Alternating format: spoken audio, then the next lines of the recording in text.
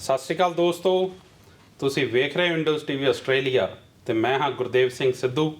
ਤੇ ਦੋਸਤੋ, ਇੱਕ ਵਾਰ ਫਿਰ ਤੋਂ ਅਸੀਂ ਪ੍ਰੋਗਰਾਮ ਸਨਮੁਖ ਲੈ ਕੇ ਤੁਹਾਡੇ ਰੂਬਰੂ ਹੋਏ ਹਾਂ।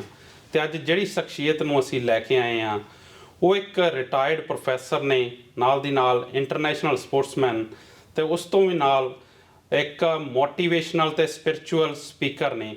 ਤੇ ਅੱਜ ਦੀ ਜਿਹੜੀ ਇਹ ਗੱਲਬਾਤ ਉਹਨਾਂ ਨਾਲ ਹੋਣ ਜਾ ਰਹੀ ਆ, ਉਹਦੇ ਵਿੱਚ ਬਹੁਤ ਸਾਰੀ ਜਿਹੜੀ ਇਨਫੋਰਮੇਸ਼ਨ ਆ, ਬਹੁਤ ਕੁਝ ਸਿੱਖਣ ਨੂੰ ਮਿਲੂਗਾ। ਤੇ ਮੇਰੀ ਬੇਨਤੀ ਹੈ ਕਿ ਇਹ ਜਿਹੜੀ ਗੱਲਬਾਤ ਹੋਣ ਜਾ ਰਹੀ ਹੈ, ਇਹਨੂੰ ਸਿਰਫ ਤੁਸੀਂ ਇੱਕ ਧਰਮ ਦੀ ਐਨਕ ਨਾਲ ਨਾ ਵੇਖਿਓ, ਧਰਮ ਦੀ ਨਜ਼ਰ ਨਾਲ ਨਾ ਦੇਖਿਓ, ਕਿਉਂਕਿ ਇਸ ਗੱਲਬਾਤ ਦੇ ਇੱਕ ਸਾਇੰਟੀਫਿਕ ਜਿਹੜਾ ਪੱਖ ਆ ਉਹ ਵਿਚਾਰਨਾ ਵੀ ਬਹੁਤ ਜ਼ਰੂਰੀ ਆ। ਤੇ ਪ੍ਰੋਫੈਸਰ ਸਾਹਿਬ ਦੀਆਂ ਬਹੁਤ ਸਾਰੀਆਂ ਵੀਡੀਓ ਆਈਆਂ ਆ ਜਿਨ੍ਹਾਂ ਦੇ ਵਿੱਚ ਉਹਨਾਂ ਨੇ ਨਾਮ ਸਿਮਰਨ ਦੀ ਗੱਲ ਕੀਤੀ ਆ। ਪਰ ਉਸ ਤੋਂ ਉਸ ਤੋਂ ਪਹਿਲਾਂ ਆਪਾਂ ਉਹਨਾਂ ਦਾ ਸਵਾਗਤ ਕਰਦੇ ਹਾਂ, ਫਿਰ ਅਗਲੀ ਗੱਲਬਾਤ ਕਰਾਂਗੇ। ਪ੍ਰੋਫੈਸਰ ਸਾਹਿਬ ਜੀ, ਪਿਆਰ ਭਰੀ ਸਤਿ ਸ਼੍ਰੀ ਅਕਾਲ ਤੇ ਸਤਿ ਸ਼੍ਰੀ ਅਕਾਲ ਜੀ। ਪ੍ਰੋਫੈਸਰ ਸਾਹਿਬ, ਜਿਵੇਂ ਮੈਂ ਦੱਸ ਰਿਹਾ ਸੀ ਕਿ ਤੁਹਾਡੀਆਂ ਬਹੁਤ ਸਾਰੀਆਂ ਵੀਡੀਓਜ਼ ਆਈਆਂ ਨਾਮ ਸਿਮਰਨ ਤੇ। ਹਾਂਜੀ, ਮੇਰੇ ਖਿਆਲ ਸਿੱਖ ਨੂੰ ਤਾਂ ਹੁਕਮ ਆ ਜਿਹੜਾ ਗੁਰੂ ਸ਼ਬਦ ਨਾਲ ਜੁੜਨ ਦਾ। ਪਰ ਜਿਸ ਤਰੀਕੇ ਨਾਲ ਮੈਂ ਤੁਹਾਡੀਆਂ ਵੀਡੀਓਜ਼ ਦੇਖੀਆਂ, ਤੁਸੀਂ ਉਹਦੇ ਵਿੱਚ ਇੱਕ ਸਾਇੰਟੀਫਿਕ ਜਿਹੜਾ ਪੱਖ ਆ ਨਾਮ ਸਿਮਰਨ ਦਾ, ਉਹ ਵੀ ਬਹੁਤ ਜਿਹੜਾ ਵਿਚਾਰਿਆ ਆ, ਬਹੁਤ ਵਧੀਆ ਤਰੀਕੇ ਨਾਲ ਲੋਕਾਂ ਦੇ ਅੱਗੇ ਰੱਖਿਆ ਆ। ਮੈਂ ਅੱਜ ਉਸ ਟੌਪਿਕ ਤੇ ਤੁਹਾਡੇ ਨਾਲ ਗੱਲਬਾਤ ਕਰਨੀ ਚਾਹੁੰਦਾ। ਸ਼ੁਰੂਆਤ ਮੈਂ ਕਰਨੀ ਚਾਹੁੰਦਾ ਇਸ ਸਵਾਲ ਤੋਂ ਕਿ ਪ੍ਰੋਫੈਸਰ ਸਾਹਿਬ, ਇੱਕ ਸਿੱਖ ਲਈ ਜਾਂ ਉਸ ਤੋਂ ਉੱਪਰ ਵੀ ਇੱਕ ਇਨਸਾਨ ਲਈ, ਕਿਉਂਕਿ ਜਿਹੜੀ ਤੁਸੀਂ ਗੱਲਬਾਤ ਕਰ ਰਹੇ ਹੋ, ਜਿਹੜੀ ਸਾਇੰਟੀਫਿਕ ਪੱਖ ਜਿਹੜਾ ਤੁਸੀਂ ਲੈ ਕੇ ਆ ਰਹੇ ਹੋ, ਉਹ ਮੇਰੇ ਖਿਆਲ ਦੁਨੀਆ ਤੇ ਹਰ ਵਸਦੇ ਇਨਸਾਨ ਲਈ ਆ। ਤੇ ਇੱਕ ਇਨਸਾਨ ਲਈ ਨਾਮ ਸਿਮਰਨ, ਉਹਦਾ ਮਾਇਨੇ ਕੀ ਨੇ? ਨਾਮ ਸਿਮਰਨ ਦੀ ਜਿਹੜੀ ਨਾ ਮਹੱਤਤਾ ਹੈ, ਇਹ ਹਰ ਧਰਮ 'ਚ ਹੈ ਜੀ। ਔਰ ਜੇ ਧਰਮ ਤੋਂ ਆਪਾਂ ਉੱਪਰ ਉੱਠ ਜਾਈਏ ਤਾਂ ਹਰ ਇਨਸਾਨ ਦੀ ਲੋੜ ਹੈ ਇਹ। ਜੇ ਇਨਸਾਨ ਨੇ ਇੱਕ ਕਾਮਯਾਬ ਇਨਸਾਨ ਬਣਨਾ ਹੈਗਾ, ਜੇ ਉਹਨੇ ਆਪਣੇ ਜੀਵਨ ਦੇ ਵਿੱਚ ਵਰਲਡ ਕਲਾਸ ਪਰਫਾਰਮੈਂਸ ਦੇਣੀ ਹੈ, ਔਰ ਭਾਵੇਂ ਉਹਦਾ ਫੀਲਡ ਕੋਈ ਵੀ ਹੋਵੇ, ਸਾਇੰਟਿਸਟ ਹੋਵੇ, ਡਾਕਟਰ ਹੋਵੇ, ਇੰਜੀਨੀਅਰ ਹੋਵੇ, ਪ੍ਰੋਫੈਸਰ ਹੋਵੇ, ਜਾਂ ਉਹ ਸਪੋਰਟਸਮੈਨ ਹੋਵੇ, ਜੇ ਉਹ ਚਾਹੁੰਦਾ ਕਿ ਮੈਂ ਵਰਲਡ ਕਲਾਸ ਪਰਫਾਰਮੈਂਸ ਦੇਣੀ ਹੈ ਤਾਂ ਨਾਮ ਸਿਮਰਨ ਨੂੰ ਕਰਨਾ ਪਏਗਾ। ਪਰ ਪ੍ਰੋਫੈਸਰ ਸਾਹਿਬ, ਜਦੋਂ ਮੈਂ ਤੁਹਾਡੀਆਂ ਵੀਡੀਓਜ਼ ਦੇਖੀਆਂ, ਉਹਦੇ ਵਿੱਚ ਜਿੱਦਾਂ ਤੁਸੀਂ ਕਿਹਾ ਕਿ ਇਹਦੇ ਨਾਲ ਇੱਕ ਸਿਰਫ ਨਾਮ ਸਿਮਰਨ ਸਾਡੀ ਆਤਮਕ ਜਾਂ ਅੰਦਰੂਨੀ ਇੱਕ ਖੁਸ਼ੀ ਲਈ ਨਹੀਂ, ਇਹਦੇ ਵਿੱਚ ਬਹੁਤ ਜ਼ਿਆਦਾ ਇਹਦੇ ਫਾਇਦੇ ਵੀ ਆ। ਉਸ ਤੋਂ ਪਹਿਲਾਂ ਜੇ ਮੈਂ ਸ਼੍ਰੀ ਗੁਰੂ ਗ੍ਰੰਥ ਸਾਹਿਬ ਜੀ ਦੀ ਗੱਲ ਕਰਾਂ ਤਾਂ ਉਹਦੇ ਵਿੱਚ ਜਿਹੜਾ ਸਿਮਰਨ ਆ, ਉਹਨਾਂ ਦਾ ਸ਼ਬਦ ਗੁਰੂ ਨਾਲ ਜੁੜਨ ਦੀ ਪਤਾ ਨਹੀਂ ਕਿੰਨੀ ਕੁ ਵਾਰ ਗੱਲਬਾਤ ਕੀਤੀ ਜਾ ਰਹੀ ਆ। ਉਹਦੇ ਤੇ ਮੈਂ ਤੁਹਾਡਾ ਪੱਖ ਜਾਣਨਾ ਚਾਹੂੰਗਾ ਕਿ ਉਹਦੇ ਵਿੱਚ ਵੀ ਜਿੱਦਾਂ ਉਹਦੀ ਬਹੁਤ ਵੱਡੀ ਇੰਪੋਰਟੈਂਸ ਦੱਸੀ ਆ, ਉਹਦੇ ਤੇ ਤੁਸੀਂ ਕਿੱਦਾਂ ਦੇਖਦੇ ਹੋ? ਤੁਹਾਡਾ ਸਵਾਲ ਬੜਾ ਖੂਬਸੂਰਤ ਹੈ ਜੀ। ਗੁਰੂ ਗ੍ਰੰਥ ਸਾਹਿਬ ਜੀ ਮਹਾਰਾਜ 'ਚ ਜੇ ਆਪਾਂ ਇੱਕ ਰਫ ਜਿਹਾ ਐਸਟੀਮੇਟ ਲਾਈਏ ਤਾਂ ਉਹਦੇ 'ਚ ਕਰੀਬ 18,000 19,000 ਵਾਰੀ ਘੱਟੋ ਘੱਟ ਉਹਦੇ 'ਚ ਇਹ ਆਪਾਂ ਨੂੰ ਤਾਕੀਦ ਕੀਤੀ ਹੈ ਸਾਡੇ ਗੁਰੂਆਂ ਨੇ ਕਿ ਤੁਸੀਂ ਨਾਮ ਸਿਮਰਨ ਕਰੋ। ਪਰ ਦੁੱਖ ਦੀ ਗੱਲ ਇਹ ਹੈ ਕਿ ਸਾਡੀ ਕੌਮ ਨਾਮ ਸਿਮਰਨ ਨਾਲ ਜੁੜੀ ਨਹੀਂ, ਅਸੀਂ ਉਸ ਤੋਂ ਪਿੱਛੇ ਹੀ ਰਹਿ ਗਏ। ਜਿਵੇਂ ਅਸੀਂ ਕੋਈ ਘਰ ਬਣਾਈਏ, ਉਹਦੀ ਤਿਆਰੀ ਲਈ ਅਸੀਂ ਨੀਆਂ ਪੱਟੀਆਂ, ਕੰਧਾਂ ਬਣਾਈਆਂ, ਘਰ ਬਣਾਇਆ, ਘਰ ਬਣਾ ਕੇ ਸਭ ਕੁਝ ਕਰ ਲਿਆ ਅਸੀਂ, ਪਰ ਅਸੀਂ ਘਰ 'ਚ ਰਹਿਣ ਨਾ ਜਾਈਏ। ਇਨ ਦਾ ਸੇਮ ਵੇ ਅਸੀਂ ਸੁੱਤੇ ਉੱਠਦੇ ਹਾਂ, ਗੁਰਦੁਆਰੇ ਜਾਂਦੇ ਹਾਂ, ਜਾ ਕੇ ਉੱਥੇ ਭਾਂਡਿਆਂ ਦੀ ਸੇਵਾ ਕਰਦੇ ਹਾਂ, ਸਫਾਈਆਂ ਕਰਦੇ ਹਾਂ, ਲੰਗਰ ਬਣਾਉਂਦੇ ਹਾਂ, ਲੰਗਰ ਛਕਦੇ ਹਾਂ, ਉੱਥੇ ਦਾਨ ਵੀ ਦਿੰਦੇ ਹਾਂ, ਅਸੀਂ ਉੱਥੇ ਕਥਾ ਵੀ ਸੁਣਦੇ ਹਾਂ, ਅਸੀਂ ਉੱਥੇ ਕੀਰਤਨ ਵੀ ਸੁਣ ਲਿਆ, ਸਾਰਾ ਕੁਝ ਕਰ ਲਿਆ। ਪਰ ਇਹ ਜਿਹੜੀ ਸਾਰਾ ਕੁਝ ਜੋ ਹੈ, ਇਹ ਇੱਕ ਤਿਆਰੀ ਹੈ। ਜਿਵੇਂ ਘਰ 'ਚ ਰਹਿਣ ਦੀ ਤਿਆਰੀ, ਆਪਾਂ ਪਹਿਲਾਂ ਘਰ ਬਣਾਇਆ ਤਾਂ ਉਹਦੇ 'ਚ ਰਹਿਣ ਦੀ ਤਿਆਰੀ ਹੈ, ਅਤੇ ਜੇ ਆਪਾਂ ਉਹਦੇ 'ਚ ਜਾ ਕੇ ਨਾ ਰਹੀਏ ਤਾਂ ਉਹਦਾ ਬਣਾਉਣ ਦਾ ਕੋਈ ਫਾਇਦਾ ਨਹੀਂ ਹੋਇਆ। ਇਸੇ ਤਰ੍ਹਾਂ ਹੀ ਜਿਹੜਾ ਇਹ ਸਾਰਾ ਆਪਾਂ ਤਿਆਰੀ ਕੀਤੀ, ਜੇ ਆਪਾਂ ਇਸ ਤੋਂ ਬਾਅਦ ਸਿਮਰਨ ਨਾ ਕਰੀਏ ਤਾਂ ਆਪਾਂ ਨੂੰ ਕੋਈ ਲਾਭ ਨਹੀਂ ਮਿਲਣਾ। ਸਿਮਰਨ ਜਿਹੜਾ ਹੈ, ਇਹ ਅਸੀਂ ਜਦ ਤੱਕ ਨਹੀਂ ਕਰਦੇ ਉਦੋਂ ਤੱਕ ਅਸੀਂ ਇੱਕ ਤਾਂ ਇਹਨੂੰ ਸਮਝ ਨਹੀਂ ਸਕਦੇ। ਔਰ ਸਾਡੀ ਜਿਹੜੀ ਮਾੜਾ ਪੱਖ ਹੈ ਉਹ ਇਹ ਹੈ ਕਿ ਇਹਦੇ 'ਤੇ ਸਿਮਰਨ 'ਤੇ ਕੰਮ ਨਹੀਂ ਕੀਤਾ ਕਿਸੇ ਨੇ। ਇਹ ਕਿਤਾਬਾਂ ਬਹੁਤ ਆ ਗਈਆਂ ਗੁਰੂ ਗ੍ਰੰਥ ਸਾਹਿਬ 'ਤੇ, ਲਾਇਬ੍ਰੇਰੀਆਂ ਭਰੀਆਂ ਪਈਆਂ, ਹਜ਼ਾਰਾਂ ਬੁੱਕਸ ਤੁਹਾਨੂੰ ਮਿਲਣਗੀਆਂ ਗੁਰੂਆਂ ਦੇ ਉੱਪਰ, ਸਿੱਖ ਇਤਿਹਾਸ ਦੇ ਉੱਤੇ, ਲੇਕਿਨ ਸਿਮਰਨ ਦੇ ਉੱਤੇ ਜੇ ਕੋਈ ਕਿਤਾਬ ਮਿਲਦੀ ਵੀ ਹੈ ਤਾਂ ਉਹਨੂੰ ਉਹਨਾਂ ਨੇ ਸਾਇੰਟੀਫਿਕ ਐਂਗਲ ਤੋਂ ਨਹੀਂ ਲਿਖਿਆ ਅਤੇ ਬੱਚਾ ਉਹ 'ਤੇ ਵਿਸ਼ਵਾਸ ਨਹੀਂ ਕਰਦਾ। ਹਾਂਜੀ। ਪਰ ਪ੍ਰੋਫੈਸਰ ਸਾਹਿਬ, ਜਿੰਨਾ ਕੁ ਮੈਂ ਤੁਹਾਡੀ ਗੱਲਬਾਤ ਤੋਂ ਜਾਣ ਸਕਿਆ, ਤੁਹਾਡਾ ਮਤਲਬ ਇਹ ਆ ਕਹਿਣ ਦਾ ਕਿ ਅਸੀਂ ਬੇਸ਼ੱਕ ਅਸੀਂ ਗੁਰਦੁਆਰਾ ਸਾਹਿਬ ਜਾਂਦੇ ਆ, ਮੱਥਾ ਟੇਕਦੇ ਆ, ਸੇਵਾ ਕਰਦੇ ਆ, ਹਾਂਜੀ, ਹਾਂਜੀ। ਇਹ ਸਾਰੀਆਂ ਚੀਜ਼ਾਂ ਗੁਰੂ ਸਾਹਿਬ ਨੇ ਜਿਸ ਤਰੀਕੇ ਨਾਲ ਸਾਨੂੰ ਗੁਰਬਾਣੀ ਰਾਹੀਂ ਆਪਣੇ ਅੰਦਰ ਝਾਕਣ ਦੀ ਜਾਚ ਦੱਸੀ ਆ, ਪਰ ਅਸੀਂ ਕਿਤੇ ਨਾ ਕਿਤੇ ਅੰਦਰ ਝਾਕਣ ਤੋਂ ਖੁੰਝਦੇ ਆ ਤੇ ਅਸੀਂ ਬਾਹਰਲੇ ਜਿਹੜੇ ਪਦਾਰਥਵਾਦ ਆ ਉਹਦੇ ਵਿੱਚ ਫਸੇ ਰਹੇ। ਬਿਲਕੁਲ ਤੁਹਾਡੀ ਗੱਲ ਜਿਹੜੀ ਹੈ ਬਿਲਕੁਲ ਠੀਕ ਹੈ। ਇਹ ਅਸੀਂ ਜਦ ਤੱਕ ਸਿਮਰਨ ਕਰਕੇ ਨਹੀਂ ਦੇਖਾਂਗੇ ਅਸੀਂ ਇਹਨੂੰ ਜਾਣ ਨਹੀਂ ਸਕਦੇ ਜੀ। ਕਿਉਂਕਿ ਦੁਨੀਆ ਦੇ ਵਿੱਚ ਦੋ ਚੀਜ਼ਾਂ ਹੁੰਦੀਆਂ, ਇੱਕ ਨੌਲੇਜ, ਦੂਜੀ ਵਿਜ਼ਡਮ। ਜੀ। ਸਾਨੂੰ ਗੁਰੂ ਗ੍ਰੰਥ ਸਾਹਿਬ ਤੋਂ, ਜੀ, ਸਾਨੂੰ ਕੀਰਤਨ ਤੋਂ, ਸਾਨੂੰ ਸਿਮਰਨ ਕਰਕੇ, ਸੇਵਾ ਕਰਕੇ, ਜੀ, ਜਾਂ ਅਸੀਂ ਸਫਾਈਆਂ ਕਰਕੇ, ਅਸੀਂ ਕਿਸੇ ਵੀ ਤਰ੍ਹਾਂ ਦੀ ਸੇਵਾ ਕਹਿ ਲਓ ਤੁਸੀਂ, ਦਸਵੰਧ ਦੇ ਕੇ ਅਸੀਂ ਉਹ ਤਿਆਰੀ ਤਾਂ ਕਰ ਲਈ, ਜੀ, ਲੇਕਿਨ ਜਿਹੜਾ ਸਾਨੂੰ ਨੌਲੇਜ ਤਾਂ ਹੋ ਗਈ ਫਿਰ ਇਹਦੀ ਸਾਰੀ, ਲੇਕਿਨ ਜਿਹੜਾ ਵਿਜ਼ਡਮ ਹੈ, ਜਦੋਂ ਇਹਨੂੰ ਛੱਡ ਕੇ ਆਪਾਂ ਦੂਜਾ ਪੱਖ ਜਿਹੜਾ ਹੈਗਾ, ਜੀ, ਸਿੱਕੇ ਦੇ ਦੋ ਪਹਿਲੂ ਹੁੰਦੇ ਨਾ, ਦੋ ਪਾਸੇ ਹੁੰਦੇ ਆ, ਜਦ ਤੱਕ ਅਸੀਂ ਉਹਦੇ ਦੂਜੇ ਪਾਸੇ ਨਹੀਂ ਜਾਵਾਂਗੇ ਉਦੋਂ ਤੱਕ ਅਸੀਂ ਜਾਣ ਨਹੀਂ ਸਕਾਂਗੇ। ਤੇ ਜਿਹੜੀ ਵਿਜ਼ਡਮ ਹੈ ਉਹ ਸਾਡੇ ਅੰਦਰੋਂ ਪੈਦਾ ਹੁੰਦੀ ਹੈ ਤੇ ਸਾਨੂੰ ਲੋੜ ਹੈ ਵਿਜ਼ਡਮ ਦੀ। ਜੇ ਅਸੀਂ ਸਿੱਖੀ ਨੂੰ ਪ੍ਰਮੋਟ ਕਰਨਾ ਹੈ, ਜੇ ਅਸੀਂ ਗੁਰੂਆਂ ਦੀ ਸਿੱਖਿਆ ਨੂੰ ਅੱਗੇ ਲੈ ਕੇ ਜਾਣਾ ਹੈ, ਤਾਂ ਸਾਨੂੰ ਵਿਜ਼ਡਮ ਆਪਣੇ ਅੰਦਰੋਂ ਪੈਦਾ ਕਰਨੀ ਪਵੇਗੀ, ਜਿਹੜੀ ਕਿ ਸਿਮਰਨ ਕਰਨ ਤੋਂ ਬਾਅਦ ਹੀ ਹੋਏਗੀ। ਇਸ ਤੋਂ ਪਹਿਲਾਂ ਕੋਈ ਵਿਜ਼ਡਮ ਪੈਦਾ ਨਹੀਂ ਹੋ ਸਕਦੀ। ਕੋਈ ਵੀ ਦੁਨੀਆ ਦਾ ਜਿਹੜਾ ਕੰਮ ਹੈ, ਤੁਸੀਂ ਉਹਨੂੰ ਜਦੋਂ ਉਹਦੀਆਂ ਬੁੱਕਸ ਪੜ੍ਹਦੇ ਹੋ, ਸਪੋਜ਼ ਮੈਂ ਕੋਈ ਸਬਜ਼ੀ ਬਣਾਉਣੀ ਹੈ, ਮੈਂ ਕੋਈ ਗੱਡੀ ਬਣਾਉਣੀ ਹੈ, ਮੈਂ ਕੋਈ ਘਰ ਬਣਾਉਣਾ ਹੈ, ਮੈਂ ਉਹਦੀ ਕਿਤਾਬ ਪੜ੍ਹ ਕੇ ਉਹਦੀ ਮੈਂ ਨੌਲੇਜ ਪੂਰੀ ਲੈ ਲਈ, ਤੇ ਜੇ ਅਸੀਂ ਉਸ ਤੋਂ ਨੌਲੇਜ ਨੂੰ ਤਾਂ ਸਾਰੀ ਉਮਰ ਲੈਂਦੇ ਰਹੀਏ, ਬਾਰ-ਬਾਰ ਉਹਨੂੰ ਨੌਲੇਜ ਨੂੰ, ਕਿਤਾਬ ਨੂੰ ਪੜ੍ਹੀ ਜਾਈਏ, ਤੇ ਸਬਜ਼ੀ ਬਣਾਈਏ ਹੀ ਨਾ, ਅਸੀਂ ਕੋਠੀ ਅਸੀਂ ਬਣਾਈਏ ਹੀ ਨਾ, ਜਾਂ ਕਾਰ ਅਸੀਂ ਬਣਾਈਏ ਹੀ ਨਾ, ਤੇ ਉਹਦਾ ਫਿਰ ਲਾਭ ਕੀ ਹੋਇਆ?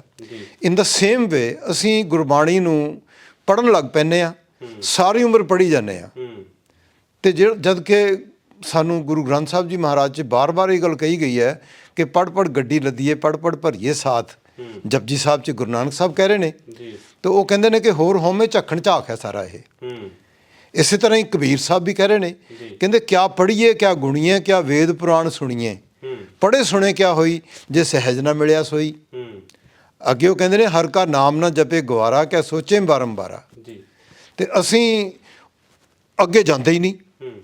ਮੈਂ ਬਹੁਤ ਸਾਰੀਆਂ ਲੋਕਾਂ ਨੂੰ ਦੇਖਿਆ, ਬਹੁਤ ਸਾਰਿਆਂ ਨੂੰ ਮੈਂ ਜਾਣਦਾ ਹਾਂ, ਜਿਹੜੇ ਬੰਦੇ ਅੱਜ ਜੇ 75 ਸਾਲ ਦੇ ਜਾਂ 80 ਸਾਲ ਦੇ ਨੇ, ਮੈਂ ਆਪ ਵੀ 72 ਸਾਲ ਦਾ ਹੋ ਗਿਆ, ਮੈਂ ਆਪਣੇ ਬਚਪਨ ਦੇ ਦੋਸਤ ਵੀ ਕਈ ਦੇਖੇ ਨੇ, ਜਿਹੜੇ 5 ਸਾਲ ਦੀ ਉਮਰ 'ਚ, 4 ਸਾਲ ਦੀ ਉਮਰ ਤੋਂ ਉਹ ਗੁਰਦੁਆਰੇ ਜਾਣ ਲੱਗ ਪਏ, ਉਹ ਉਸ ਤੋਂ ਬਾਅਦ ਉਹ ਜਪਜੀ ਸਾਹਿਬ ਦਾ ਪਾਠ ਕਰਨ ਲੱਗ ਪਏ, ਸੁਖਮਨੀ ਸਾਹਿਬ ਦਾ ਪਾਠ ਕਰਨ ਲੱਗ ਪਏ ਉਹ, ਲੇਕਿਨ ਸਿਮਰਨ ਨਹੀਂ ਕੀਤਾ। ਲੇਕਿਨ ਜੇ ਅਸੀਂ ਜਪਜੀ ਸਾਹਿਬ ਦੀ, ਸੁਖਮਨੀ ਸਾਹਿਬ ਦੀ, ਗੁਰੂ ਗ੍ਰੰਥ ਸਾਹਿਬ ਦੀ, ਤੇ ਜਿਹੜਾ ਅਸੀਂ ਕੀਰਤਨ ਸੁਣਦੇ ਹਾਂ, ਉਹਦਾ ਤੁਸੀਂ ਕਿਸੇ ਵੀ ਕੀਰਤਨ ਦਾ ਤੁਸੀਂ ਅਰਥ ਜਾਣੋ ਤਾਂ ਉਹ ਸਿਮਰਨ ਨਿਕਲਣਾ ਹੈਗਾ। ਗੁਰਦੁਆਰਾ ਸਾਹਿਬ ਹਰ ਰੋਜ਼ ਵਾਕ ਨਿਕਲਦਾ ਹੈਗਾ, ਤੇ ਸਾਡੇ ਬੋਰਡ 'ਤੇ ਲਿਖਿਆ ਹੁੰਦਾ, ਤੁਸੀਂ ਉਹਦਾ ਕਦੀ ਧਿਆਨ ਨਾਲ ਪੜ੍ਹ ਕੇ ਦੇਖਣਾ ਉਹਦਾ ਮਤਲਬ ਕੀ ਹੈ। ਉਹਦਾ ਮਤਲਬ ਸਿਮਰਨ 'ਤੇ ਆ ਕੇ ਰੁਕਦਾ ਸਾਰਾ, ਤੇ ਸਾਰੀ ਗੁਰਬਾਣੀ ਤਾਂ ਆ ਕੇ ਸਿਮਰਨ 'ਤੇ ਰੁਕਦੀ ਹੈ। ਤੇ ਅਸੀਂ ਬਾਕੀ ਸਾਰਾ ਕੁਝ ਤੇ ਕਰ ਲਿਆ, ਗੁਰਦੁਆਰਿਆਂ 'ਚ ਲਿਖਿਆ ਹੁੰਦਾ ਨਾਨਕ ਕੇ ਕਰ ਕੇਵਲ ਨਾਮ, ਪਰ ਮੈਂ ਇਹ ਕਹਿੰਦਾ ਕਿ ਨਾਨਕ ਕੀ ਕਰ ਕੇਵਲ ਨਾਮ ਜਿਹੜਾ ਹੈ ਨਾ, ਅਸੀਂ ਕੇਵਲ ਨਾਮ ਹੀ ਵਿਸਾਰਿਆ, ਬਾਕੀ ਸਭ ਕੁਝ ਅਸੀਂ ਕਰ ਲਿਆ। ਅੱਛਾ ਪ੍ਰੋਫੈਸਰ ਸਾਹਿਬ, ਜਿੱਦਾਂ ਤੁਸੀਂ ਗੱਲ ਕੀਤੀ ਕਿ ਅਸੀਂ ਸਭ ਕੁਝ ਕਰੀ ਜਾਂਦੇ, ਪਰ ਜਿਹੜਾ ਸਾਨੂੰ ਘਰ ਅਸੀਂ ਬਣਾ ਲਿਆ ਪਰ ਉਹਦੇ ਅੰਦਰ ਨਹੀਂ ਵੜਦੇ, ਅਸੀਂ ਬਾਰ-ਬਾਰ ਤੁਰੇ ਫਿਰਦੇ ਹਾਂ ਪਰ ਆਪਣੇ ਅੰਦਰ ਝਾਕ ਨਹੀਂ ਮਾਰਦੇ, ਸਿੱਕੇ ਦਾ ਦੂਸਰਾ ਪਹਿਲੂ ਨਹੀਂ ਵੇਖਦੇ। ਜਿਹੜੀ ਇੱਕ ਘਰ ਦੇ ਅੰਦਰ ਹੋਣ ਦੀ ਐਂਟਰੀ ਆ ਜਾਂ ਘਰ ਦੇ ਅੰਦਰ ਵੜਨ ਦਾ ਤਰੀਕਾ, ਉਹਨੂੰ ਕਿੱਦਾਂ ਦੇਖਦੇ ਹੋ? ਕਿਸ ਤਰੀਕੇ ਨਾਲ ਉਹ ਉਧਰ ਨੂੰ ਜਾਣਾ ਚਾਹੀਦਾ? ਜਿਹੜਾ ਮੈਂ ਤੁਹਾਨੂੰ ਨਾ ਘਰ ਦੇ ਅੰਦਰ ਵੜਨ ਦੀ ਜਿਹੜੀ ਗੱਲ ਕੀਤੀ ਆ, ਉਹ ਸਿੰਬੋਲਿਕ ਸੀਗੀ ਜੀ। ਤੇ ਮੈਂ ਜੇ ਦੂਜੇ ਪਾਸੇ ਇਹ ਕਹਾਂ ਕਿ ਸਾਡਾ ਜਿਹੜਾ ਸਰੀਰ ਹੈ ਨਾ, ਹਰਿਮੰਦਰ ਇਹ ਸਰੀਰ ਹੈ, ਬਿਲਕੁਲ ਗਿਆਨ ਰਤਨ ਵਿੱਚ ਪ੍ਰਗਟ ਹੋਏ।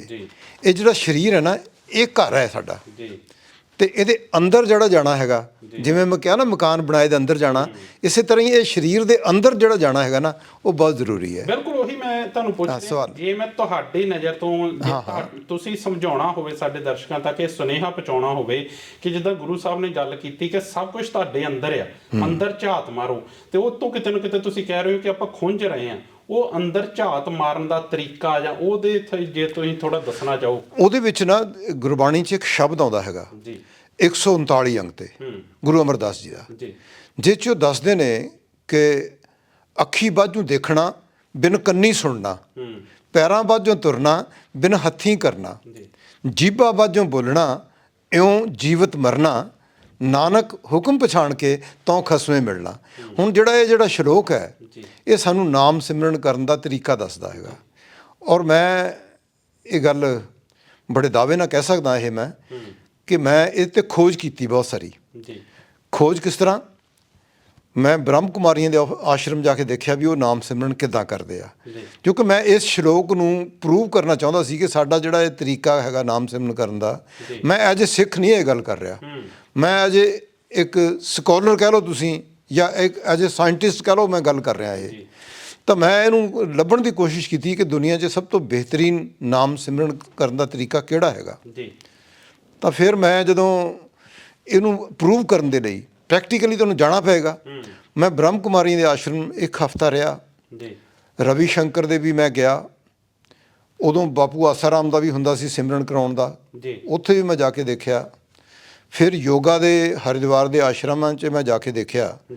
ਤਾਂ ਜਿੰਨੇ ਵੀ ਤਰੀਕੇ ਸੀਗੇ ਉਹ ਸਾਰੇ ਹੀ ਸਿਮਰਨ ਕਰਨ ਦੇ ਤਰੀਕੇ ਹੀ ਦੱਸਦੇ ਆ। ਜਿੰਨੇ ਵੀ ਗੁਰਪ੍ਰੀਤ ਹਰੀ ਵੀ ਇਹੀ ਕਰਦੀ ਹੈ, ਔਰ ਆਚਾਰੀਆ ਰਜਨੀਸ਼ ਵੀ ਇਹੀ ਕਰਦਾ ਹੈਗਾ, ਔਰ ਗੁਰਬਾਣੀ ਵੀ ਇਹੀ ਕਹਿੰਦੀ ਹੈ ਕਿ ਸਿਮਰਤ ਵੇਦ ਪੁਰਾਣ ਪੁਕਾਰਨ ਪੋਥੀਆਂ, ਯਾਨੀ ਕਿ ਸਿਮਰਤੀਆਂ ਵੇਦ ਪੁਰਾਣ ਪੁਕਾਰਨ ਪੋਥੀਆਂ। ਪੋਥੀਆਂ ਕੀ ਹੈਗਾ? ਸਾਰੀ ਦੁਨੀਆ ਦੀ ਜਿੰਨੇ ਵੀ ਧਰਮ ਨੇ ਤੇ ਧਰਮ ਦੀਆਂ ਜਿੰਨੀਆਂ ਵੀ ਕਿਤਾਬਾਂ ਨੇ, ਉਹ ਸਾਰੀਆਂ ਪੁਕਾਰ ਕੇ ਕਹਿ ਰਹੀਆਂ ਨੇ ਨਾਮ ਬਿਨਾਂ ਸਭ ਕੂੜ ਗੱਲ ਹੀ ਹੋਛੀਆਂ, ਵੀ ਨਾਮ ਸਿਮਰਨ ਤੋਂ ਬਿਨਾਂ ਸਭ ਕੂੜਾ ਹੀ ਹੈਗਾ, ਇਹ ਸਭ ਹੋਛੀਆਂ ਗੱਲਾਂ ਨੇ।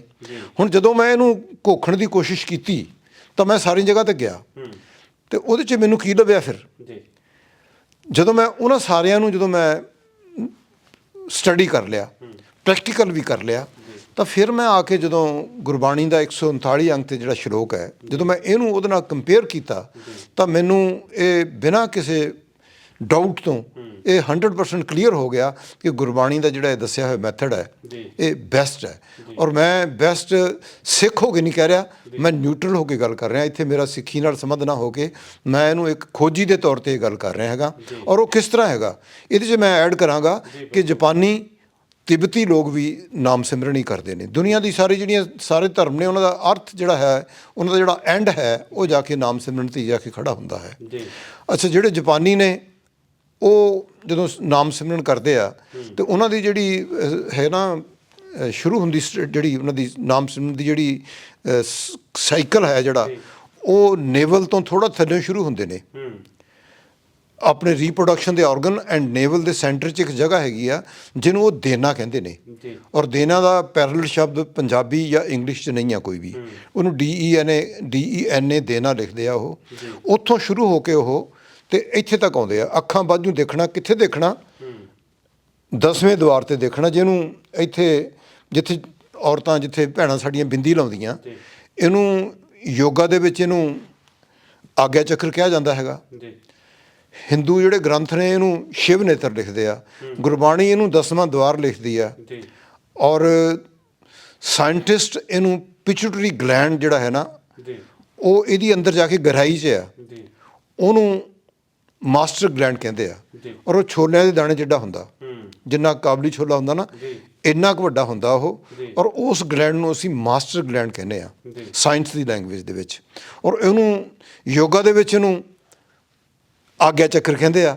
ਆਗਿਆ ਦੇਣ ਵਾਲਾ ਯਾਨੀ ਕਿ ਮਾਸਟਰ, ਯਾਨੀ ਕਿ ਜਿਹੜਾ ਮਾਸਟਰ ਹੈ ਉਹੀ ਆਗਿਆ ਦੇਊਗਾ ਨਾ, ਅਤੇ ਇਹਨੂੰ 10ਵਾਂ ਦੁਆਰ ਕਹਿੰਦੇ ਆ।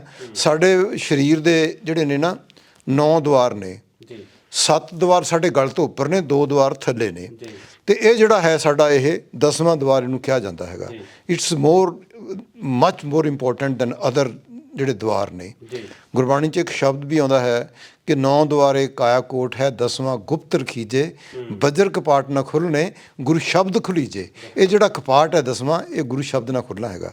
ਅਤੇ ਹੁਣ ਜਿਹੜਾ ਉਹ ਸ਼ਬਦ ਜਿਹੜੀ ਮੈਂ ਜਿਹੜੀ ਗੱਲ ਕਰ ਰਿਹਾ ਸੀਗਾ 139 ਅੰਕ ਦੀ, ਤਾਂ ਉੱਥੇ ਗੁਰੂ ਸਾਹਿਬ ਕਹਿ ਰਹੇ ਨੇ ਕਿ ਜਿਹੜਾ ਹੈ ਅੱਖਾਂ ਬਾਝੋਂ ਦੇਖਣਾ, ਫਿਰ ਕੰਨਾਂ ਤੋਂ ਬਿਨਾਂ ਸੁਣਨਾ, ਕੰਨਾਂ ਨਾਲ ਨਹੀਂ ਸੁਣਨਾ।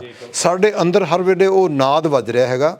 ਜਦੋਂ ਅਸੀਂ ਸਿਮਰਨ ਕਰਦੇ ਹਾਂ ਤਾਂ ਸਾਡੇ ਅੰਦਰ ਜਿਹੜਾ ਨਾਦ ਵੱਜਦਾ ਹੈਗਾ, ਜਿਹਨੂੰ ਗੁਰਬਾਣੀ ਕਹਿੰਦੀ ਹੈ ਠਾਕੁਰ ਮੇਰਾ ਸਦ ਬੁਲੰਤਾ, ਉਹ ਸਦਾ ਹੀ ਬੋਲਦਾ ਜਾਂਦਾ ਸਾਡੇ ਅੰਦਰ ਬੈਠਾ। ਔਰ ਉਹ ਸਿੱਖਾਂ ਦੇ ਅੰਦਰ ਹੀ ਨਹੀਂ, ਬਲਕਿ ਦੁਨੀਆ ਦੇ 800 ਕਰੋੜ ਲੋਕ ਨੇ ਅੱਜ ਇਸ ਧਰਤੀ 'ਤੇ ਵਸਣ ਵਾਲੇ, ਹਰੇਕ ਦੇ ਅੰਦਰ ਉਹ ਜਿਹੜਾ ਹੈਗਾ ਅਨਹਦ ਨਾਦ ਉਹ ਬੋਲ ਰਿਹਾ। ਉਹਨੂੰ ਅਨਹਦ ਨਾਦ ਕਹਿੰਦੇ ਆ, ਉਹਨੂੰ ਦਿਵਯ ਧੁਨੀ ਕਹਿੰਦੇ ਆ। ਜਿਹੜੇ ਵੇਦ ਔਰ ਗੀਤਾ ਦੇ ਵਿੱਚ ਇਹਨੂੰ ਦਿਵਯ ਧੁਨੀ ਕਿਹਾ ਗਿਆ, ਇਸਲਾਮ ਦੇ ਵਿੱਚ ਇਹਨੂੰ ਬਾਂਗੇ ਇਲਾਹੀ, ਬਾਂਗੇ ਆਸਮਾਨੀ ਕਿਹਾ ਗਿਆ। ਇਹਨੂੰ ਜਿਹੜੇ ਅੰਗਰੇਜ਼ੀ ਦੇ ਵਿੱਚ ਜਿਹੜੇ ਇੰਗਲਿਸ਼ ਜਿਹੜੇ ਸੰਤ ਨੇ, ਸੇਂਟ ਨੇ ਜਿਹੜੇ ਉਹਨਾਂ ਦੇ, ਉਹ ਇਹਨੂੰ ਮਿਸਟੀਕਲ ਸੈਂਸੇਸ਼ਨ ਕਹਿੰਦੇ ਆ, ਤੇ ਸਾਇੰਸ ਇਹਨੂੰ ਸਾਊਂਡ ਆਫ ਸਾਇਲੈਂਸ ਕਹਿੰਦੀ ਆ। ਨਾਮ ਇੱਕੋ ਹੀ ਹੈ, ਇਹਦੇ ਵੱਖ-ਵੱਖ ਨਾਮ ਨੇ, ਗੱਲ ਇੱਕੋ ਹੀ ਹੈ ਇਹ। ਤਾਂ ਜਿਹੜੀ ਹੁਣ ਤੁਸੀਂ ਜਿਹੜੇ ਮੈਨੂੰ ਸਵਾਲ ਪੁੱਛਿਆ ਸੀ ਜਿਹੜਾ ਕਿ ਨਾਮ ਸਿਮਰਨ ਕਿਵੇਂ ਕਰਨਾ, ਤਾਂ ਉਹਦੇ 'ਚ ਕੀ ਹੈਗਾ, ਅਸੀਂ ਅੱਖਾਂ ਵੱਜੋਂ ਦੇਖਣਾ, ਅਸੀਂ ਅੱਖਾਂ ਨੂੰ ਬੰਦ ਕਰਕੇ 10ਵੇਂ ਦੀਵਾਰ 'ਤੇ ਦੇਖਣਾ ਹੈਗਾ। ਬਿਨ ਕੰਨੀ ਸੁਣਨਾ, ਅਸੀਂ ਕੰਨਾਂ ਨਾਲ ਬਾਹਰਲੀ ਆਵਾਜ਼ ਨਹੀਂ ਸੁਣਨੀ, ਅੰਦਰਲੀ ਆਵਾਜ਼ ਸੁਣਨੀ ਜੋ ਕਿ ਸਾਡੇ ਅੰਦਰ ਵੱਜ ਰਹੀ ਆ ਆਲਰੇਡੀ। ਫਿਰ ਅੱਗੇ ਕੀ ਹੈਗਾ, ਬਿਨ ਕੰਨੀ ਸੁਣਨਾ। ਫਿਰ ਕਹਿੰਦੇ ਪੈਰਾਂ ਵਾਜੋਂ ਤੁਰਨਾ, ਤੁਰਨਾ ਤਾਂ ਹੈ ਪਰ ਪੈਰਾਂ ਤੋਂ ਵਾਜੋਂ ਤੁਰਨਾ, ਯਾਨੀ ਕਿ ਪੈਰਾਂ ਤੋਂ ਤੁਰ ਕੇ ਔਰ ਅਸੀਂ ਇੱਥੇ ਤੱਕ ਆਉਣਾ। ਜਿਹੜੀ ਮੈਂ ਪਹਿਲਾਂ ਗੱਲ ਕਰਕੇ ਹਟਿਆ ਕਿ ਜਿਹੜਾ ਗੁਰਬਾਣੀ ਦਾ ਮੈਥਡ ਬੈਸਟ ਹੈ, ਉਹ ਬੈਸਟ ਮੈਥਡ ਇਸ ਕਰਕੇ ਹੈ ਕਿਉਂਕਿ ਅਸੀਂ ਜਿੰਨਾ ਆਪਣੇ ਬਰੀਦਿੰਗ ਨੂੰ ਸਲੋ ਕਰ ਲਾਂਗੇ ਉਨਾ ਹੀ ਨਾਮ ਸਿਮਰਨ ਦੀ ਅਵਸਥਾ ਜ਼ਿਆਦਾ ਅੱਛੀ ਹੋ ਜਾਂਦੀ ਹੈ। ਹੁਣ ਜਿਹੜੇ ਤੁਸੀਂ ਸਾਇੰਟੀਫਿਕ ਪੱਖ ਦੀ ਗੱਲ ਕਰ ਰਹੇ ਹੋ, ਤਾਂ ਮੈਂ ਉਹਦੇ ਤੇ ਗੱਲ ਕਰਨੀ ਚਾਹੁੰਦਾ ਕਿ ਜਿਸ ਤਰੀਕੇ ਨਾਲ ਤੁਸੀਂ ਕਿਹਾ ਕਿ ਇਹ ਮਾਸਟਰ ਗਲੈਂਡ ਆ ਜਾਂ 10ਵਾਂ ਦੁਆਰ ਜਿਹੜਾ ਸਭ ਤੋਂ ਇੰਪੋਰਟੈਂਟ ਹੁੰਦਾ, ਤੇ ਇਹਦੇ ਜਿੱਦਾਂ ਜਿਹੜੀ ਮੈਂ ਵੀਡੀਓ ਤੁਹਾਡੀ ਵੇਖੀ ਉਹਦੇ ਵਿੱਚ ਤੁਸੀਂ ਸਾਇੰਟੀਫਿਕ ਪੱਖ ਜਿਹੜਾ ਆ ਉਹ ਬਹੁਤ ਵਧੀਆ ਤਰੀਕੇ ਨਾਲ ਵਿਚਾਰਿਆ। ਮੈਂ ਚਾਹੁੰਦਾ ਕਿ ਉਹ ਆਪਣੇ ਦਰਸ਼ਕਾਂ ਤੱਕ ਜਿਹੜੀ ਉਹ ਇਨਫੋਰਮੇਸ਼ਨ ਆ ਉਹ ਜ਼ਰੂਰ ਪਹੁੰਚਾਓ ਕਿ ਇਹ ਨਾਮ ਸਿਮਰਨ ਕਰਨ ਦੇ ਇੱਕ ਤਾਂ ਜਦੋਂ ਸਾਨੂੰ ਪਰਮਾਤਮਾ ਵੱਲੋਂ ਸਾਡੇ ਗੁਰੂਆਂ ਵੱਲੋਂ ਹੁਕਮ ਹੈ ਕਿ ਸ਼ਬਦ ਗੁਰੂ ਨਾਲ ਜੁੜਿਆ ਜਾਵੇ। ਬਿਲਕੁਲ ਠੀਕ ਹੈ। ਜਿਸ ਤਰੀਕੇ ਨਾਲ ਜਿਹੜਾ ਇੱਕ ਸਾਇੰਸ ਕਹਿੰਦੀ ਹੈ ਇਹਦੇ ਬਾਰੇ ਕਿ ਇਹਦੇ ਬਹੁਤ ਸਾਰੇ ਜਿਹੜੀ ਇੰਪੋਰਟੈਂਸ ਆ, ਬਹੁਤ ਜ਼ਿਆਦਾ ਤੁਹਾਨੂੰ ਫਾਇਦੇ ਹੁੰਦੇ ਆ, ਉਹਦੇ ਬਾਰੇ ਜ਼ਰੂਰ ਤੁਸੀਂ ਦੱਸੋ। ਮੈਂ ਜਿਹੜੀ ਤੁਹਾਡੇ ਨਾਲ ਸਿੱਧੂ ਸਾਹਿਬ ਗੱਲ ਕਰ ਰਿਹਾ ਸੀ ਨਾ, ਉਹ 'ਚ ਇਹ ਸੀਗਾ ਕਿ ਜਦੋਂ ਅਸੀਂ ਪੈਰਾਂ ਤੋਂ ਤੁਰਦੇ ਹਾਂ, ਬਾਕੀ ਸਾਰੇ ਧਰਮਾਂ ਦੇ ਵਿੱਚ ਕੀ ਹੈਗਾ ਕਿ ਤਿੱਬਤੀ ਇੱਥੋਂ ਨੇਵਲ ਤੋਂ ਤੁਰ ਪਏ, ਕੁਛ ਜਿਹੜੇ ਧਰਮ ਨੇ ਉਹ ਨੇਵਲ ਤੋਂ ਉੱਪਰ ਨੂੰ ਚੱਲਦੇ ਨੇ, ਤਿੱਬਤੀ ਨੇਵਲ ਤੋਂ ਤੁਰ ਪੈਂਦੇ, ਨੇਵਲ ਔਰ ਜਿਹੜੇ ਰੀਪਰੋਡਕਸ਼ਨ ਦੇ ਆਰਗਨ ਨੇ ਆਪਣੇ ਉਹਨਾਂ ਦੇ ਸੈਂਟਰ 'ਚੋਂ ਤੁਰਦੇ ਨੇ। ਕੁਛ ਲੋਕ ਮੂਲਬੰਦ ਤੋਂ ਤੁਰਦੇ ਨੇ, ਮੂਲਬੰਦ ਰੂਟ ਲੌਕ ਜਿਹਨੂੰ ਕਹਿੰਦੇ ਅਸੀਂ, ਉੱਥੋਂ ਤੁਰਦੇ ਨੇ। ਲੇਕਿਨ ਇੱਥੋਂ ਤੁਰ ਕੇ ਜਦੋਂ ਅਸੀਂ ਹਿਪਸ ਦੇ ਕੋਲੋਂ ਤੁਰ ਕੇ ਇੱਥੇ ਪਹੁੰਚਦੇ ਹਾਂ ਤਾਂ ਯਾਤਰਾ ਬਹੁਤ ਛੋਟੀ ਹੈ, ਪਰ ਇਹ ਯਾਤਰਾ ਸਾਨੂੰ ਲੰਬੀ ਕਰਨੀ ਪਊਗੀ, ਸਾਹ ਨੂੰ ਗਹਿਰਾ ਕਰਨਾ ਪਊਗਾ, ਸਾਹ ਨੂੰ ਜਿਹੜਾ ਸਾਨੂੰ ਅਸੀਂ ਸਲੋ ਕਰਨਾ ਪਊਗਾ। ਜਿੰਨਾ ਸਾਹ ਸਲੋ ਕਰਾਂਗੇ ਉਨਾ ਹੀ ਸਾਡੀ ਅਵਸਥਾ ਚੰਗੀ ਬਣੂਗੀ। ਹੁਣ ਉਹ ਜਿਹੜਾ ਸਾਡੇ ਗੁਰਬਾਣੀ 'ਚ ਕੀ ਆਉਂਦਾ ਹੈਗਾ, ਪੈਰਾਂ ਬਾਝੋਂ ਤੁਰਨਾ, ਬਿਨ ਹੱਥੀਂ ਕਰਨਾ, ਆਹ ਇਸ ਤਰ੍ਹਾਂ ਕਰਨਾ। ਗੁਰੂ ਤੇਗ ਬਹਾਦਰ ਇੱਦਾਂ ਕਹਿੰਦੇ ਆ, ਅਤੇ ਇਹਨੂੰ ਯੋਗਾ ਦੇ ਵਿੱਚ ਵੀ ਇਹਨੂੰ ਗਿਆਨ ਮੁਦਰਾ ਦਾ ਪੋਜ ਕਹਿੰਦੇ ਆ। ਤੇ ਜਦੋਂ ਅਸੀਂ ਇਹਨੂੰ ਇੱਦਾਂ ਕਰਦੇ ਹਾਂ ਤਾਂ ਸਾਡੀ ਬਾਡੀ, ਅਪਰ ਬਾਡੀ ਨਾਮ ਸਿਮਰਨ ਲਈ ਤਿਆਰ ਹੋ ਜਾਂਦੀ ਹੈ। ਹੁਣ ਤੁਹਾਡਾ ਜਿਹੜਾ ਸਵਾਲ ਹੈ ਉਹ ਬਹੁਤ ਹੀ ਖੂਬਸੂਰਤ ਤੁਸੀਂ ਸਵਾਲ ਕੀਤਾ, ਔਰ ਲੋਕ ਵੀ ਇਸ ਗੱਲ ਨੂੰ ਜਾਣਨਾ ਚਾਹੁੰਦੇ ਹੋਣਗੇ ਜ਼ਰੂਰ ਕਿ ਇਹਦਾ ਸਾਇੰਟੀਫਿਕ ਐਂਗਲ ਕੀ ਹੈ। ਅਸੀਂ ਜਦੋਂ ਨਾਮ ਸਿਮਰਨ ਕਰਦੇ ਹਾਂ ਤੇ ਸਾਡੀ ਬਰੀਦਿੰਗ ਸਲੋ ਹੋ ਜਾਂਦੀ ਹੈ। ਬਰੀਦਿੰਗ ਸਲੋ ਹੋਣ ਦਾ ਮਤਲਬ ਕੀ ਹੋਇਆ ਕਿ ਅਸੀਂ ਆਮ ਤੌਰ 'ਤੇ ਜਿਹੜਾ ਬੰਦਾ ਹੈਗਾ, ਦੁਨੀਆ ਦਾ ਹਰ ਜਿਹੜਾ ਇਨਸਾਨ ਹੈ, ਉਹਦੇ 1 ਮਿੰਟ 'ਚ 15 ਤੋਂ 17 ਸਾਹ ਲੈਂਦੇ ਹਾਂ ਆਪਾਂ। ਔਰ ਜਦੋਂ ਅਸੀਂ ਗੁੱਸੇ 'ਚ ਹੁੰਦੇ ਹਾਂ ਅਸੀਂ 30, 35, 40 ਤੱਕ ਸਾਹ ਲੈਂਦੇ ਹਾਂ। ਅਤੇ ਜਦੋਂ ਅਸੀਂ ਨਾਮ ਸਿਮਰਨ ਕਰਦੇ ਹਾਂ ਸਾਡੀ ਜਿਹੜਾ ਬਰੀਦਿੰਗ ਰੇਟ ਹੈ ਉਹ 1 ਤੋਂ 2 ਆ ਜਾਂਦਾ ਹੈ। ਹੁਣ ਇਹਦਾ ਸਾਇੰਟੀਫਿਕ ਪੱਖ ਜਿਹੜਾ ਦੂਜੇ ਪਾਸੇ ਹੈ, ਜਦੋਂ ਅਸੀਂ 40 ਸਾਹ ਲੈਂਦੇ ਹਾਂ ਅਤੇ ਜਿੰਨੀ ਅਸੀਂ ਉਦੋਂ ਆਕਸੀਜਨ ਅੰਦਰ ਲਈ ਸੀ ਉਹ 'ਚੋਂ ਸਿਰਫ 5% ਆਕਸੀਜਨ, 4% ਆਕਸੀਜਨ ਸਾਡੀ ਬਾਡੀ ਨੂੰ ਆਪਣੇ ਕੰਮਾਂ ਲਈ ਮਿਲਦੀ ਹੈ, ਅਤੇ ਬਾਕੀ ਅਸੀਂ ਦੁਬਾਰਾ ਬਾਹਰ ਕੱਢ ਦਿੰਦੇ ਹਾਂ, ਗਵਾ ਦਿੰਦੇ ਹਾਂ, ਵੇਸਟ ਕਰ ਦਿੰਦੇ ਅਸੀਂ ਉਹਨੂੰ। ਦੂਜੇ ਪਾਸੇ ਜਦੋਂ ਅਸੀਂ ਸਾਹ ਲੈ ਰਹੇ ਹਾਂ ਉਦੋਂ ਅਸੀਂ 15 ਤੋਂ 17 ਸਾਹ ਲੈਂਦੇ ਹਾਂ, ਔਰ ਇੱਕ ਦਿਨ 'ਚ ਕਰੀਬ 24,000 ਸਾਹ ਲੈਂਦੇ ਹਾਂ ਆਪਾਂ। ਇੱਕ ਕੱਚੀ ਬਾਣੀ 'ਚ ਸ਼ਲੋਕ ਵੀ ਆਉਂਦਾ ਹੈਗਾ, 24,000 ਜੋ ਖਰਚੇ ਹਮੇਸ਼ਾ ਆਮਦਨ ਮੂਲ ਨਾ ਥੀਵੇ ਜੀ, ਜਿਸ ਬੰਦੇ ਨੂੰ ਇੰਨਾ ਘਾਟਾ ਉਹ ਬੰਦਾ ਕਿਉਂ ਜੀਵੇ ਜੀ। ਇਹ ਕਹਿਤਾ ਗਿਆ ਉੱਥੇ ਵੀ ਬੰਦਾ ਜੀਊ ਕਿੱਦਾਂ ਉਹ। ਅਸੀਂ ਜਦੋਂ 24,000 ਸਾਹ ਲੈਂਦੇ ਹਾਂ ਉਸ ਲਈ ਅਸੀਂ ਜਿੰਨੀ ਆਕਸੀਜਨ ਅੰਦਰ ਲਈ ਸੀ ਉਹਦੇ 'ਚੋਂ ਅਸੀਂ ਕੇਵਲ 25% ਆਕਸੀਜਨ ਯੂਜ਼ ਕਰਕੇ 75% ਅਸੀਂ ਬਾਹਰ ਕੱਢ ਦਿੰਦੇ ਹਾਂ, ਜਿਹੜਾ ਕਿ ਠੀਕ ਨਹੀਂ ਹੈ। ਔਰ ਜਦੋਂ ਅਸੀਂ ਨਾਮ ਸਿਮਰਨ ਕਰਦੇ ਹਾਂ ਉਦੋਂ ਸਾਡਾ ਬਰੀਦਿੰਗ ਰੇਟ ਘੱਟ ਕੇ 2 ਤੇ ਆ ਜਾਂਦਾ ਹੈ, ਅਤੇ ਉਦੋਂ ਅਸੀਂ ਮੋਰ ਦੈਨ 95% ਆਕਸੀਜਨ ਜਿਹੜੀ ਅੰਦਰ ਲਈ ਸੀ ਉਹ ਅਸੀਂ ਯੂਜ਼ ਕਰ ਲੈਂਦੇ ਹਾਂ। ਇੱਕ ਤਾਂ ਪੱਖ ਇਹ ਹੋ ਗਿਆ। ਹੁਣ ਇਹਨੂੰ ਸਾਇੰਸ ਕੀ ਕਹਿੰਦੀ ਹੈਗੀ ਆ। ਡਾਕਟਰ AC ਗੋਇਟਨ ਇੱਕ ਬਹੁਤ ਵੱਡੇ ਸਾਇੰਟਿਸਟ ਹੋਏ, ਅਤੇ ਉਹਨਾਂ ਦੀ ਜਿਹੜੀ ਕਿਤਾਬ ਹੈ ਨਾ ਇੱਕ ਅਨਾਟਮੀ ਫਿਜ਼ੀਓਲੋਜੀ ਦੀ, ਉਹਨੂੰ ਬਾਈਬਲ ਆਫ ਮੈਡੀਕਲ ਸਾਇੰਸ ਕਿਹਾ ਜਾਂਦਾ ਹੈਗਾ। ਅਤੇ ਉਹਨਾਂ ਦੀ ਜਿਹੜੀ ਕਿਤਾਬ ਹੈ ਮੈਡੀਕਲ ਸਾਇੰਸ ਦੀ, ਉਹ ਦੁਨੀਆ ਦੇ ਹਰ ਮੈਡੀਕਲ ਸਟੂਡੈਂਟ ਨੂੰ ਪੜ੍ਹਨੀ ਪੈਂਦੀ ਹੈ। ਤੁਸੀਂ ਮੈਡੀਕਲ MBBS ਭਾਵੇਂ ਆਸਟ੍ਰੇਲੀਆ ਤੋਂ ਕਰੋ, ਇੰਡੀਆ ਤੋਂ ਕਰੋ, ਅਮਰੀਕਾ ਕਰੋ ਜਾਂ ਕੈਨੇਡਾ ਕਰੋ ਜਾ ਕੇ, ਪਰ ਬੁੱਕ ਤੁਹਾਨੂੰ AC ਗਾਇਟਨ ਦੀ ਪੜ੍ਹਨੀ ਪੈਂਦੀ ਹੈ। ਅਤੇ ਉਹ 'ਚ ਕੀ ਲਿਖ ਰਹੇ ਨੇ, ਉਹ ਕਹਿੰਦੇ ਨੇ all the pains, ਜੀ suffering and diseases in the human body ਜੀ are caused due to the deficiency of oxygen. ਜੀ ਯਾਨੀ ਕਿ ਜਿੰਨੀਆਂ ਵੀ ਇਨਸਾਨ ਦੀਆਂ ਪੇਨਸ ਨੇ, ਜਿੰਨੀਆਂ ਵੀ ਸਫਰਿੰਗ ਨੇ, ਜਿੰਨੀਆਂ ਵੀ ਬਿਮਾਰੀਆਂ ਨੇ, ਜਿੰਨੀਆਂ ਵੀ ਦੁੱਖ ਤਕਲੀਫਾਂ ਆ, ਦੁੱਖ ਜਿੰਨਾਂ ਵੀ ਤਕਲੀਫ- ਬਿਮਾਰੀਆਂ ਲੱਗਦੀਆਂ ਹਾਂ, ਆ, ਹਾਂ। ਉਹਦਾ ਜਿਹੜਾ ਮੇਨ ਕਾਜ਼ ਆ ਉਹ ਸਾਡੀ ਬਰੀਥਿੰਗ ਦਾ ਤਰੀਕਾ ਆ। ਬਰੀਥਿੰਗ ਦਾ ਤਰੀਕਾ ਹੈਗਾ। ਤੇ ਉਸ ਤੋਂ ਅੱਗੇ ਜਿਹੜੀ ਗੱਲ ਕਰਨੀ ਆਪਾਂ, ਬਰੀਥਿੰਗ ਦੇ ਤਰੀਕੇ ਨਾਲ ਆਕਸੀਜਨ ਘਟ ਗਈ, ਆਕਸੀਜਨ ਦੀ ਘਾਟ ਪੈਦਾ ਹੋਈ ਤੇ ਸਾਨੂੰ ਸਾਰੀਆਂ ਬਿਮਾਰੀਆਂ ਹੋਈਆਂ। ਔਰ ਇਸੇ ਗੱਲ ਨੂੰ ਡਾਕਟਰ ਆਟੋ ਵਾਰਬਰਗ, ਜਿਨ੍ਹਾਂ ਨੂੰ 1931 ਚ ਨੋਬਲ ਪ੍ਰਾਈਜ਼ ਮਿਲਿਆ, 44 ਚ ਉਹਨਾਂ ਦਾ ਦੁਬਾਰਾ ਨੋਬਲ ਪ੍ਰਾਈਜ਼ ਜਿਹੜਾ ਸੀ ਉਹਨਾਂ ਦਾ ਰਿਕਮੈਂਡ ਹੋ ਗਿਆ, ਲੇਕਿਨ ਉਹਨਾਂ ਨੂੰ ਮਿਲਿਆ ਨਹੀਂ ਕਿਉਂਕਿ ਉਦੋਂ ਉਹ ਯਹੂਦੀ ਸੀਗਾ ਤੇ ਉਦੋਂ ਹਿਟਲਰ ਦਾ ਜ਼ੋਰ ਸੀਗਾ, ਉਹਨੇ ਲੈਣ ਨਹੀਂ ਦਿੱਤਾ। ਪਰ ਉਹ ਕੀ ਲਿਖ ਰਿਹਾ ਹੈਗਾ, ਉਹ ਕਹਿੰਦਾ the main cause of cancer and other diseases in the human body is due to the cell hypoxia. ਜਦੋਂ ਸੈੱਲ ਦੇ ਵਿੱਚ ਆਕਸੀਜਨ ਦੀ ਘਾਟ ਹੋ ਜਾਂਦੀ ਹੈ ਨਾ, ਉਦੋਂ ਸਾਨੂੰ ਕੈਂਸਰ ਤੇ ਦੂਜੀਆਂ ਬਿਮਾਰੀਆਂ ਲੱਗਦੀਆਂ ਨੇ। ਇਹ ਇੱਕ ਨੋਬਲ ਪ੍ਰਾਈਜ਼ ਵਿਨਰ ਬੰਦਾ ਕਹਿ ਰਿਹਾ ਹੈਗਾ। ਇਸ ਤੋਂ ਬਾਅਦ ਦੁਨੀਆ 'ਚ 20 ਦੇ ਕਰੀਬ ਨੋਬਲ ਪ੍ਰਾਈਜ਼ ਮਿਲੇ, ਔਰ ਉਹ ਨੋਬਲ ਪ੍ਰਾਈਜ਼ ਆਕਸੀਜਨ ਦੀ ਰਿਸਰਚ ਤੇ ਮਿਲੇ। ਔਰ ਉਹਨਾਂ ਸਾਰਿਆਂ ਸਾਇੰਟਿਸਟਾਂ ਨੇ ਇਹ ਕਿਹਾ ਕਿ ਜਿਹੜੀ ਆਕਸੀਜਨ ਸਾਡੇ ਚੋਰੀ ਹੋ ਕੇ ਬਾਹਰ ਆ ਜਾਂਦੀ ਹੈ, ਸਾਡੇ ਸੈੱਲ ਦੀ ਜਿਹੜਾ ਵਿਸਿਨਿਟੀ ਹੈ, ਜਿਹਨੂੰ ਅਸੀਂ ਸੈੱਲ ਦੇ ਬਾਹਰਲੇ ਏਰੀਏ ਨੂੰ ਅਸੀਂ ਕੈਪਲਰੀ ਜਾਂ ਬਲੱਡ ਵੈਸਲ ਕਹਿੰਦੇ ਆ, ਉੱਥੋਂ ਆਕਸੀਜਨ ਚੋਰੀ ਹੋ ਕੇ ਬਾਹਰ ਆ ਜਾਂਦੀ ਹੈ।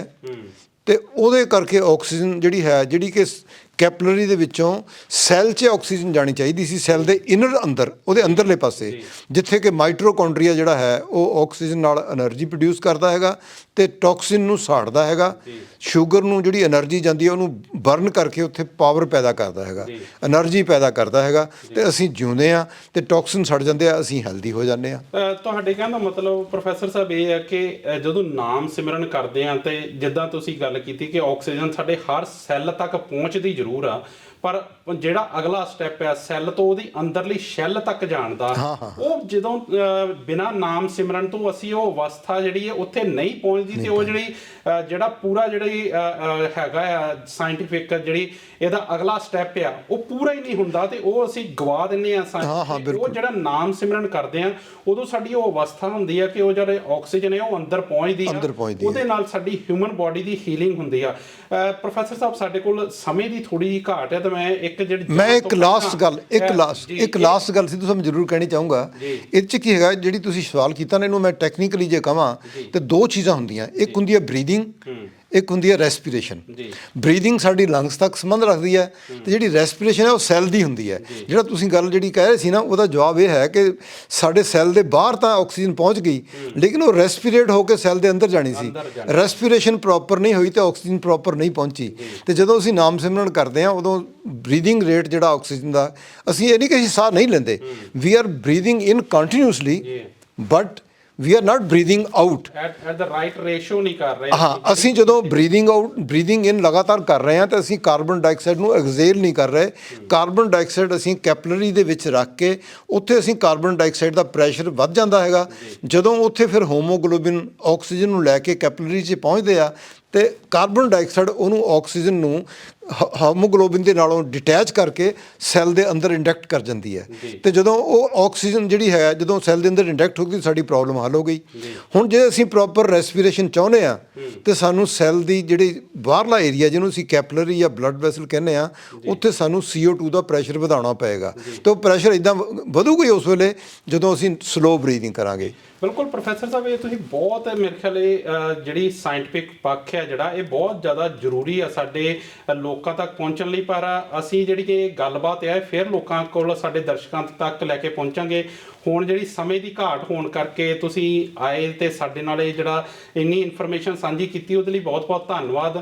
ਇਹ ਜਿਹੜੀ ਆਪਾਂ ਫਿਰ ਗੱਲਬਾਤ ਨੂੰ ਅੱਗੇ ਕੰਟੀਨਿਊ ਆਪਾਂ ਕਿਸੇ ਹੋਰ ਪ੍ਰੋਗਰਾਮ 'ਚ ਆਪਣੇ ਲੋਕਾਂ ਤੱਕ, ਆਪਣੇ ਦਰਸ਼ਕਾਂ ਤੱਕ ਜ਼ਰੂਰ ਲੈ ਕੇ ਪਹੁੰਚਾਂਗੇ। ਬਹੁਤ ਮਿਹਰਬਾਨੀ। ਮੈਂ ਹੇਰ ਸਾਹਿਬ ਦਾ ਤੇ ਸਿੱਧੂ ਸਾਹਿਬ ਤੁਹਾਡਾ ਸਾਰਿਆਂ ਦਾ ਤੇ ਬਾਕੀ ਦਰਸ਼ਕਾਂ ਦਾ ਵੀ ਮੈਂ ਬਹੁਤ ਧੰਨਵਾਦੀ ਹਾਂ ਕਿ ਤੁਸੀਂ ਇਸ ਗੱਲ ਨੂੰ ਸੁਣੋ, ਇਹ ਤੇ ਅਮਲ ਕਰੋ, ਔਰ ਇਹ ਗੁਰਬਾਣੀ ਦਾ ਅਸਲ ਸੱਚ ਇਹੀ ਹੈ।